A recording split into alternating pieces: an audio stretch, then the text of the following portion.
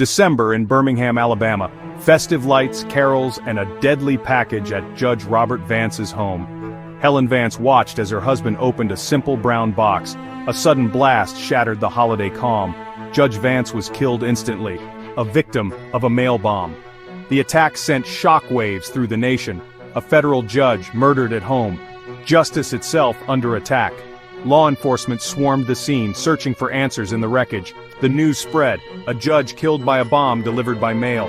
Fear crept into every mailbox. Was any package safe? The holiday spirit was replaced by dread. Then another bomb, this time in Savannah, Georgia. Civil rights attorney Robert Robinson opened a package in his office. He too was killed. 2 bombs, 2 cities, 2 men of the law, dead. The pattern was clear. Targeted assassinations. The nation was gripped by fear. Who would be next?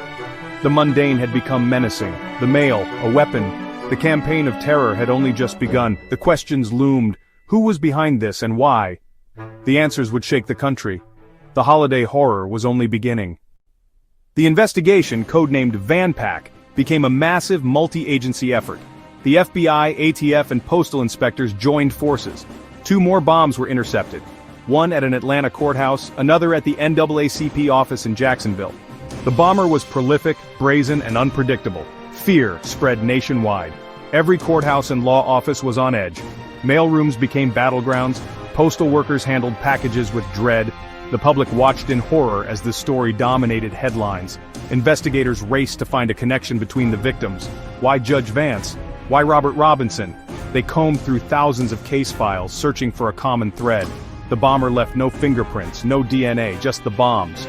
The only clues, fragments of steel wire and shrapnel. Investigators realized the key was in the bombs themselves. They needed to understand the mind behind the devices. The pressure was immense. The clock was ticking. Somewhere the bomber was planning his next move. The nation waited, anxious and afraid. Would the terror end or escalate? The hunt for the killer intensified. In the ATF lab, bomb technicians sifted through debris, searching for answers. The bombs were pipe bombs, sophisticated with a unique signature.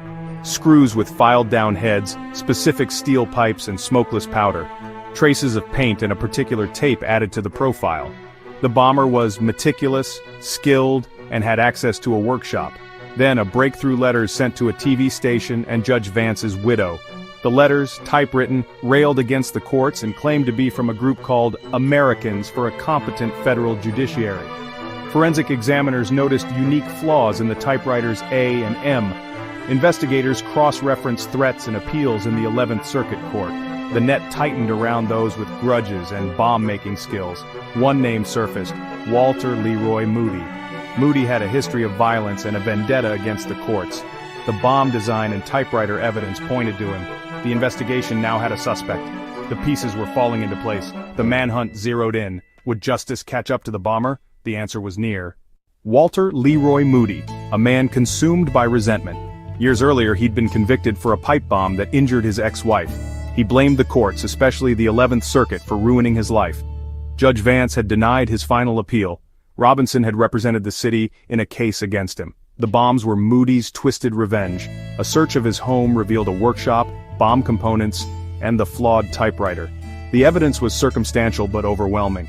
No confession, no eyewitnesses, just a wall of forensic proof.